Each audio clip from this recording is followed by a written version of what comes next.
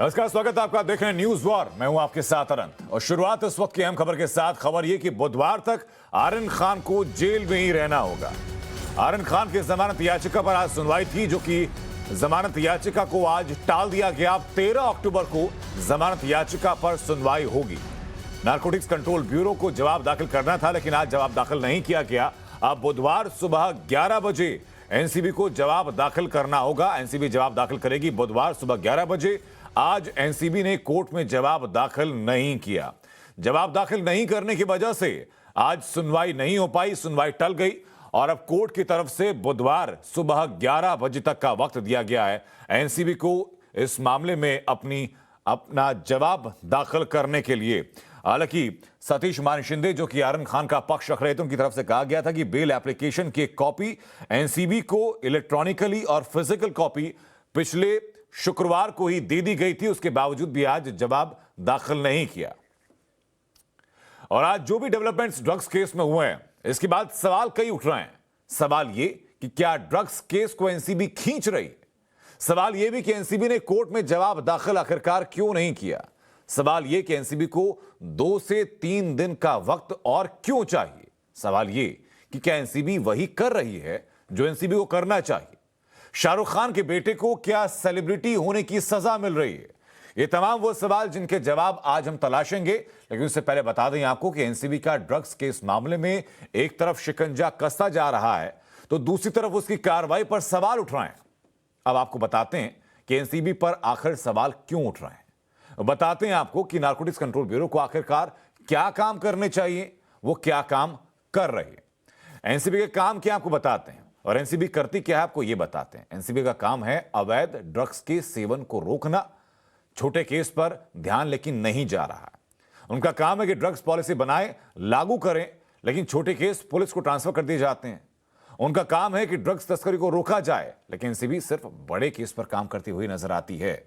ये एनसीबी के वो काम जो कि किए जाने चाहिए और किए नहीं जा रहे हैं। कम से कम पब्लिक परसेप्शन यही है। लोगों के बीच में एनसीबी की कार्रवाई को लेकर जो संदेश है, बहुतायत संदेश ऐसा ही है जैसा कि आपको हम लगातार बता रहे हैं। ये कहना भी है, और कहना किसका ये भी आपको बताएंगे, लेकिन पहले बताते हैं कि कहा क्या जा रहा है। कहा यह जा रहा है कि एनसीबी सिर्फ बड़े लोगों को टारगेट करती है, और ये हम नहीं कह रहे हैं। इसका भी सबूत आपको दिखाते हैं। एनसीबी के पूर्व डिप्टी डायरेक्टर अशोक जैन ने 5 सितंबर साल 2020 को रिया चक्रवर्ती ड्रग्स केस में एक ऐसा ही बयान दिया था और कहा था कि हम अंतर्राष्ट्रीय और अंतर्राज्यीय मामलों पर नजर रखते हैं। हम लोग बड़ी मछलियों को पकड़ते हैं। सामान्य अवस्था में हम रिया चक्रवर्ती ड्रग्स जैसे केस पर काम नहीं करते हैं। उनका यह साफ कहना था। यानी कि जो एंड यूजर है, जो लोग ड्रग्स ले रहे हैं या फिर उनके ऊपर आरोप ये हैं कि वो ड्रग्स ले रहे थे, उनके ऊपर काम करना एनसीबी का काम नहीं है। एनसीबी का काम है जो अंतर्राज्यीय गिरोह हैं या अंतर्राष्ट्रीय गिरोह हैं, जो कि बड़ी बड़ी ड्रग्स की खेप को सप्लाई करते हैं, उनको रोकना एनसीबी का काम है। लेकिन अशोक जैन भी यही कहते हैं कि एनसीबी का दरअसल काम क्या है। एक बार फिर आपको बता देते हैं कि अशोक जैन हैं कौन। अशोक जैन हैं एनसीबी के पूर्व डिप्टी डायरेक्टर। उन्हें बयान कब दिया? उन्होंने बयान दिया 5 सितंबर साल 2020 को, और उन्होंने कहा, उनका कहना था कि हम यानी कि एनसीबी अंतर्राष्ट्रीय और अंतर्राज्यीय मामलों पर नजर रखते हैं। हम लोग बड़ी मछलियों को पकड़ते हैं, यानी कि जो बड़े लोग हैं, जो सरगना हैं, जो किंगपिन हैं, उनको पकड़ना एनसीबी का काम है। सामान्य अवस्था में हम रिया चक्रवर्ती जैसे ड्रग्स केस पर काम नहीं करते हैं।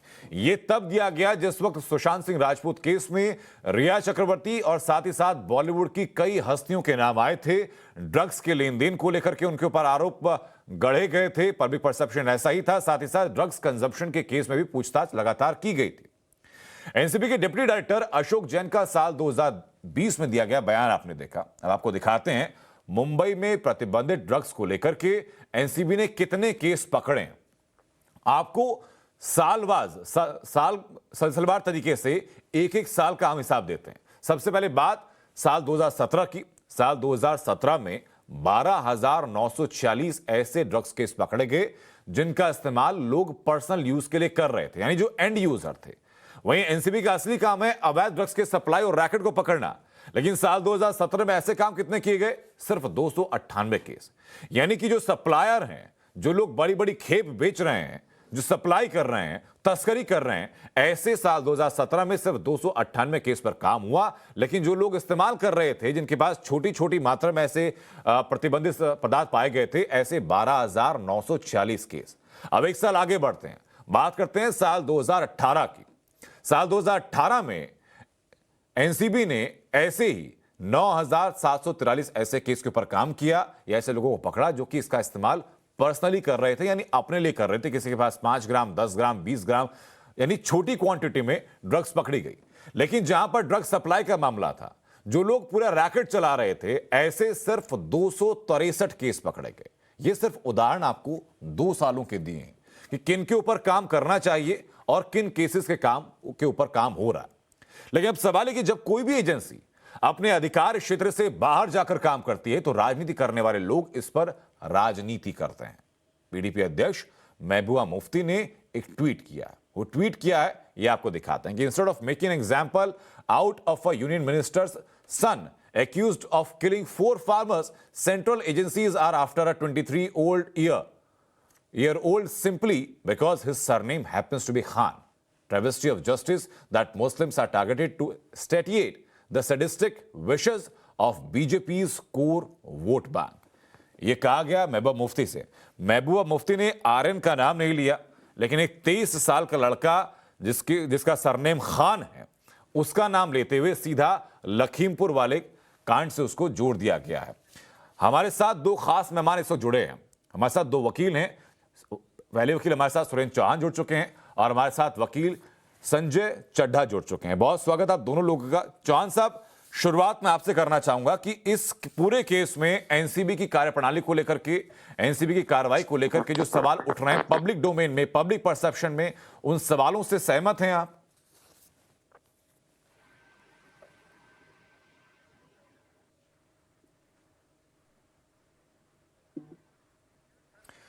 चौहान साहब, मेरे ख्याल से आपका जो डिवाइस है वो म्यूट स्टेज पर है अभी। अगर आप उसको अनम्यूट कर लेंगे तो आपकी आवाज हम तक पहुंच पाएगी।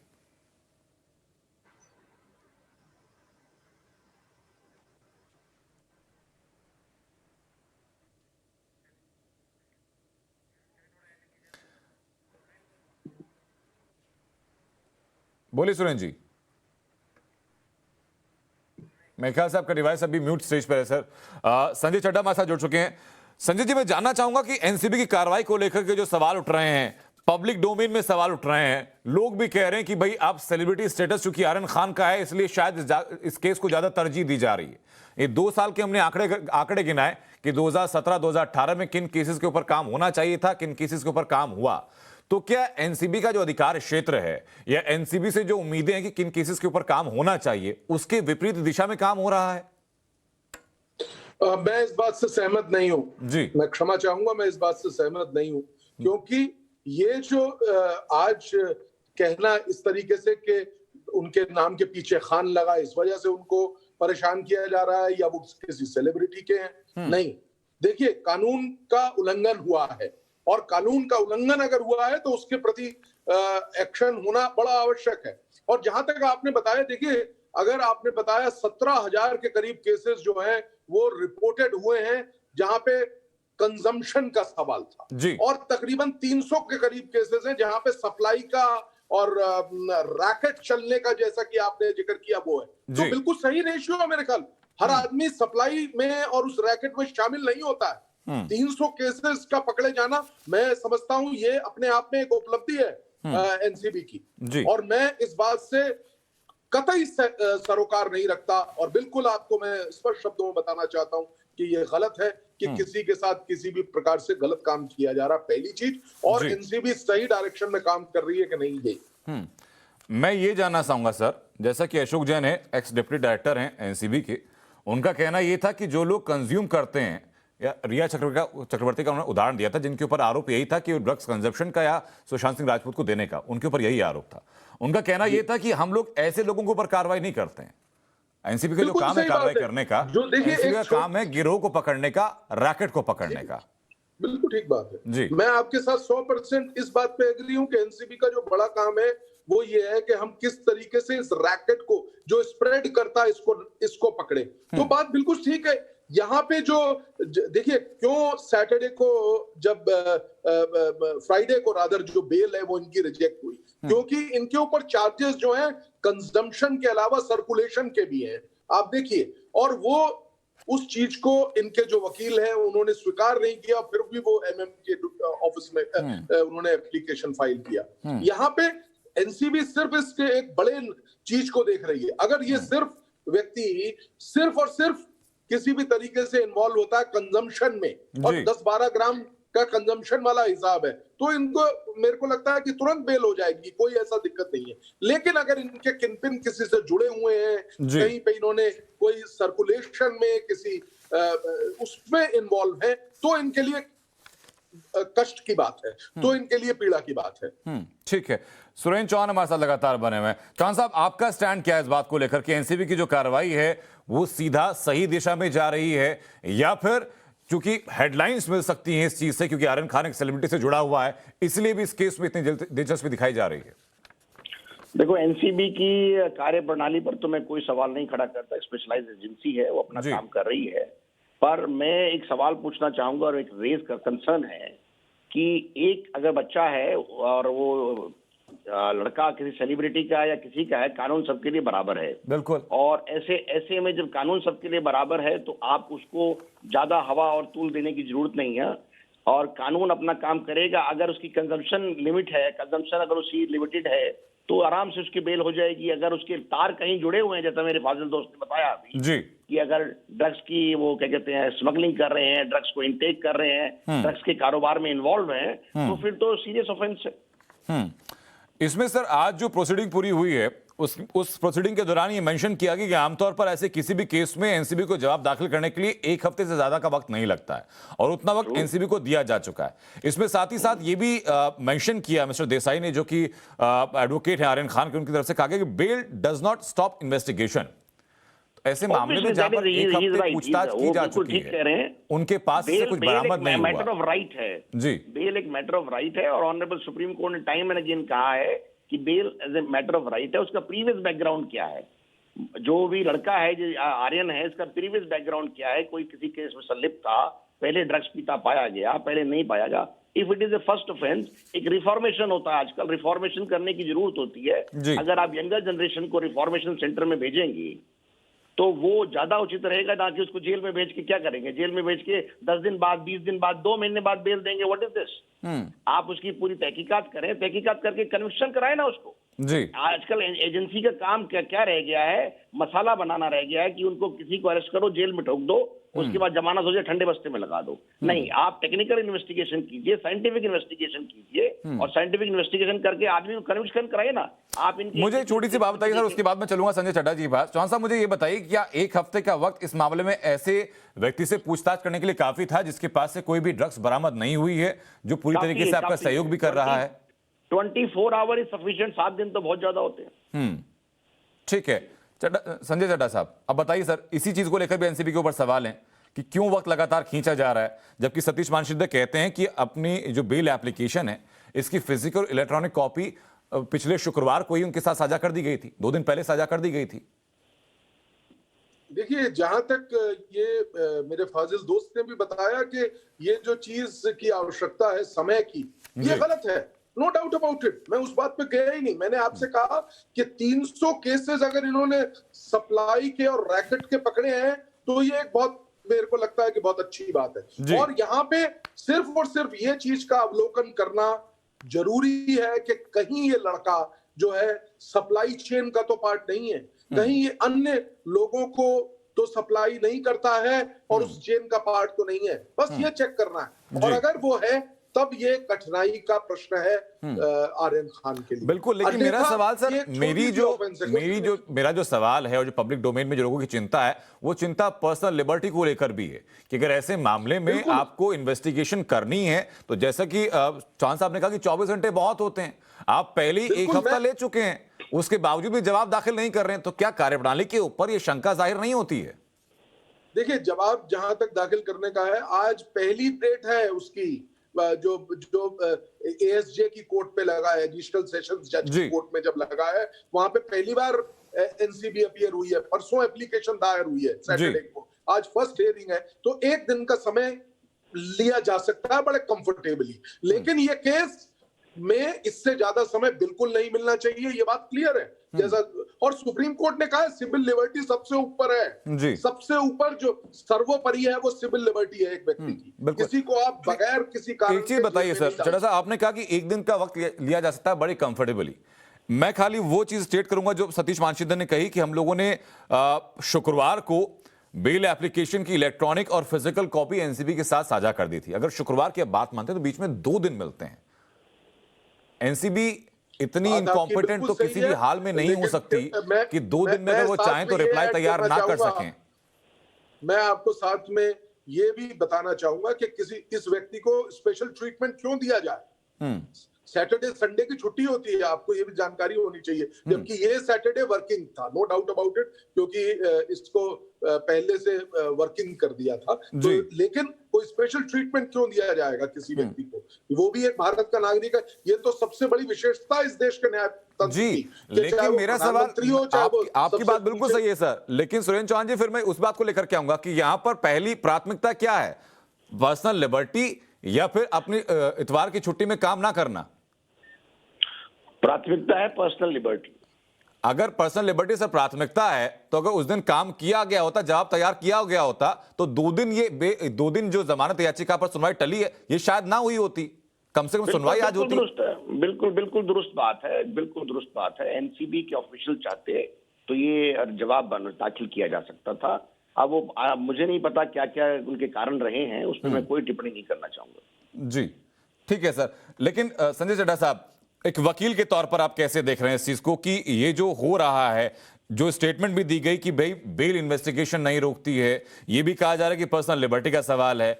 एक वकील के तौर पर अगर आप बचाव पक्ष में रहते हैं तो क्या दलीलें आपके सामने रहती कि भाई अगर देरी हो रही है तो उसके पीछे की वजह क्या हो सकती है? टेक्निकल वजह या जैसा कि परसेप्शन है कि भाई जानबूझकर भी देरी हो सकती है?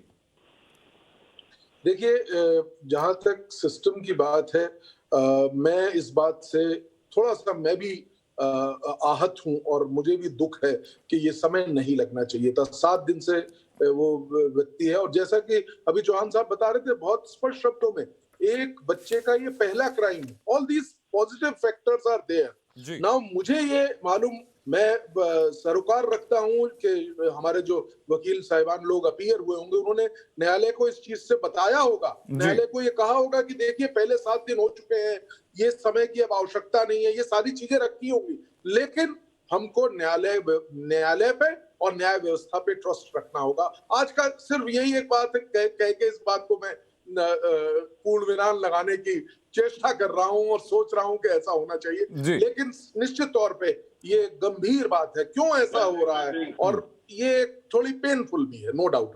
ठीक है, अब मैं एक चीज और जानना चाहूंगा सर, क्या इस चीज में रिफॉर्म की जरूरत भी है हम लोगों को? अब कई ऐसे देश है जहां पर कि जो लोग ड्रग्स लेते हैं उनको एक विक्टिम के तौर पर देखा जाता है, यहां पर एक्यूज के तौर पर देखा जा रहा है, ड्रग अब्यूज का नाम दिया जाता है, जबकि यहाँ हमारे यहाँ चीजें बिल्कुल ऑपोजिट हैं उसके।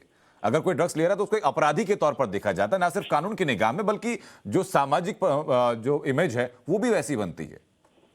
बिल्कुल ठीक आप कह रहे हैं, और ये बात पे तो कई कमेटियां भी बैठी हैं जिन्होंने इस बात को रिकमेंड किया है कि रिफॉर्म्स की आवश्यकता है, कि जो कंज्यूम कर रहा है और जो किसी भी तरीके से स्प्रेड में नहीं है और बहुत सूक्ष्म क्वांटिटी जो है वो, जैसा कि ये आर्यन का केस है, तो उसको रिफॉर्मेटिव लॉज लगने चाहिए, ना कि उसको जो है कि किसी भी तरीके से कठिन जो है वो लगना चाहिए, क्या कहते हैं कि जुर्माना या इस तरह की चीजें होनी चाहिए। तो ये एक बड़ी स्पष्ट बात है, और ये बात पहले से ही चलती आ रही है, जहां पे लोगों ने इस बात को कई बार बताया है और कहा है कि क्यों नहीं इसको रिफॉर्मेटिव वे में किया जाए। ठीक है जॉन साहब, मैं चाहूंगा कि आप 2 चीजों को कंपेयर करके अपना पॉइंट ऑफ व्यू दें। पहला बयान है अशोक जैन साहब का, जिसका जिक्र हम लगातार कर रहे हैं, जो एक्स डिप्टी डायरेक्टर रहे एनसीबी के, जो कहते हैं कि हमारा काम ऐसे लोगों को पकड़ना नहीं है जो कंज्यूम करते हैं, बल्कि रैकेट पकड़ना है। दूसरी तरफ आप देखते हैं कि एनसीबी की जो फिलहाल की कार्रवाई चल रही है, ना सिर्फ इस केस में बल्कि कुछ दिन पहले बॉलीवुड से जुड़ा हुआ एक और केस सामने आया था, जहां पर बहुत सारी अनगिनत बॉलीवुड सेलिब्रिटीज को समन किया गया था उनके व्हाट्सएप चैट के आधार पर, या किसी ने किसी का नाम ले दिया उस चीज के आधार पर। तो क्या दोनों चीजें विरोधाभासी नजर आती हैं आपको, जो अशोक जैन साहब कह रहे हैं वो चीज और जो एनसीबी कर रही है? देखो, दोनों चीजों का अपना अपना एक स्टैंड है। एनसीबी जो कार्य कर रही है, एनसीबी अपने डोमेन में काम कर रही है, एनडीपीएस एक्ट के तहत काम कर रही है, ऑल ओवर इंडिया काम कर रही है। उसको ना चाहते हुए मैं बताना चाहूंगा, इस पर्टिकुलर केस में जो आर्यन खान का केस है, क्रूज में उन्होंने किसी को पकड़ा है, तो पहली बात तो एनसीबी का बड़ा क्वेश्चन मार्क लग जाता है कि भाई ये जो ड्रग्स आ क्यों रही है, कहां से आ रही है, आप उसके लिए प्रिवेंटिव काम क्या कर रहे हैं? आप ठीक है ना, उसके लिए प्रिवेंटिव काम कुछ नहीं कर रहे हैं। दूसरी चीज क्या है, आप एक कंज्यूमर आ गया, आपकी मार्केट में ड्रग्स आ गई, मार्केट में ड्रग्स आते ही आपकी इंटेलिजेंस क्या काम कर रही है, और जब आपको इनपुट मिल गया जहाज में कि वही क्रूज में बच्चे ये ड्रग्स ले रहे हैं, तो इसमें मेन इनका किंग पिन कौन है? और ऐसी सूरत में अगर कोई कंज्यूमर है, कंज्यूमर का रोल अलग है, ड्रग सप्लायर का अलग है, स्टॉकिस्ट का अलग रोल है, हर चीज के अलग अलग रोल है।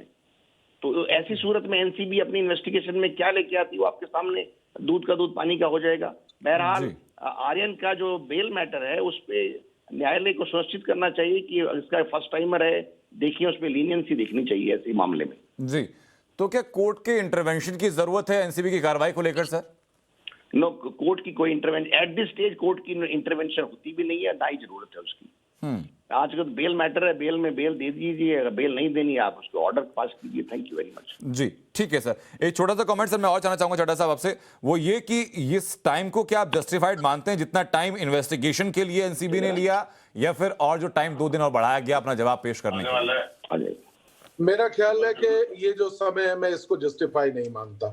आज एनसीबी को परिपक्वता के साथ, जैसा कि बताया, ये जो फर्स्ट टाइमर ऑफेंडर है इसके लिए जवाब दाखिल करना चाहिए था, और कोर्ट को भी जो है अगर देना ही था समय, मतलब हमने देखा इस चीज को, चौहान साहब इस चीज को अप्रिशिएट करेंगे। सुबह अगर कोर्ट करने को तो 1 दिन का समय दे दीजिए आप, नंबर 1। नंबर 2, इवन शाम को भी उससे बात की जा सकती थी कि आप शाम को रिपोर्ट दाखिल करिए, लेकिन उड़ गया सारा।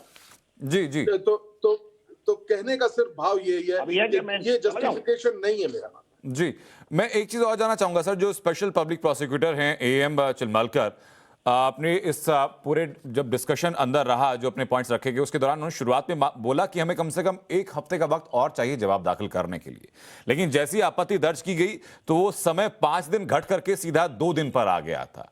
तो अगर कोर्ट के अंदर with in course of 10-15 minutes, 10-15 minute के अंदर में 5 दिन घट जा रहे हैं, तो ये क्या दर्शाता है? मतलब आम लोग जब इस प्रोसीडिंग को पढ़ेंगे या देखेंगे या समझेंगे, उनके सामने क्या इमेज प्रोजेक्ट होगी? देखिए, ये दुखदाई बात है, पहली बात। नंबर दूसरी बात, क्या होता है कि एक साधारण प्रैक्टिस बनी हुई है किसी भी तरीके से, ये दर्शाता है माइंडसेट ऑल्सो। क्या डिलेइंग प्रैक्टिस है सर? ये कितनी गलत डिलेइंग प्रैक्टिस है? क्या डिलेइंग प्रैक्टिस है, चीजों को डिले करने की? बिल्कुल कह सकते हैं, डिले करके एक चीज को न्यूज में रखना, एक चीज में जो है अननेसेसरी। आप देखिए कितना बड़ा जो तंत्र है वो लगा हुआ है ना, तंत्र की भी तो खर्चा होता है। ये एक अगर प्राथमिकी डिस्ट्रिक्ट अगर हम देखें, प्राइमा फेसी जिसे हम लोग कहते हैं, तो ऐसा प्रतीत होता है कि पहला केस है, सप्लाई से रिलेटेड केस नहीं है, तो ऐसी स्थिति में न्यायालय को क्विक एक्शन लेना चाहिए मेरा। और जहां तक रिफॉर्मेटिव बात है, न्यायालय के पास इतना अधिकार। छोटा सा रिएक्शन सर और 10 सेकंड में चाहूंगा। बता दें कि अगर आमतौर पर ये व्यक्ति आर्यन खान ना होता, कोई नॉर्मल किसी मोहल्ले से कोई लड़का पकड़ा गया होता थोड़ी बहुत, जिसके ऊपर खाली शक होता कि इसके पास शायद ड्रग्स हो सकती है, तो उसके मामले में पूरी चार्जशीट तैयार करके अपना जवाब फाइल करके कोर्ट तक पहुंचने में सामान्यतः कितना वक्त लगता है? देखिए, चार्जशीट का जहां तक प्रश्न है वो बहुत डिफरेंट बात आपने कर दी। चार्जशीट को तो आने में अभी सालों लग जाएंगे। रिया का मसला आपने देखा, कितने दिन तक हर दिन टेलीविजन के चैनल के ऊपर हम लोग रिया का देख रहे थे। चार्जशीट को आते हुए न जाने कितना समय लगेगा। उसमें भी एक बार मैं आपसे रिक्वेस्ट करूंगा, जैसे आपने सप्लाई का और रैकेट का और कितने केसेस हुए उसका आंकड़ा निकाला, कृपया करके निकालिए एक आंकड़ा, कितने केसेस दर्ज हुए और कितनी चार्जशीट एनसीबी ने फाइल करी। तो ये भी एक बहुत बड़ा कटु सवाल है जो मुझे लगता है कि जिसका जवाब हमें तलाशना होगा। बिल्कुल, बहुत बहुत शुक्रिया सर, सुरेंद्र चौहान और संजय चड्ढा, आप दोनों काम तक जोड़ने के लिए, चर्चा का हिस्सा बनने के लिए। तो एनसीबी के पक्ष में आपने बातें सुनी है, एनसीबी के ऊपर सवाल क्यों उठ रहे हैं ये आपने सुना, लेकिन एक बात साफ रही जो कि हमारे दोनों मेहमान भी लगातार मान रहे थे कि जो वक्त लिया गया एनसीबी की तरफ से ये जस्टिफाइड नहीं है। 1 हफ्ते का वक्त पहले लिया जा चुका है, वो वक्त पहले ही ज्यादा था, और अब जवाब दाखिल ना करके, वो भी उस एप्लीकेशन में जिस एप्लीकेशन की सूचना 2 दिन पहले बचाव पक्ष के वकील के द्वारा एनसीबी को दे दी गई थी, जवाब दाखिल ना करना डिलेइंग प्रैक्टिसेस के अंतर्गत ये आ सकता है। रुक रहे हैं छोटे से ब्रेक के लिए, वापस लौट रहे हैं।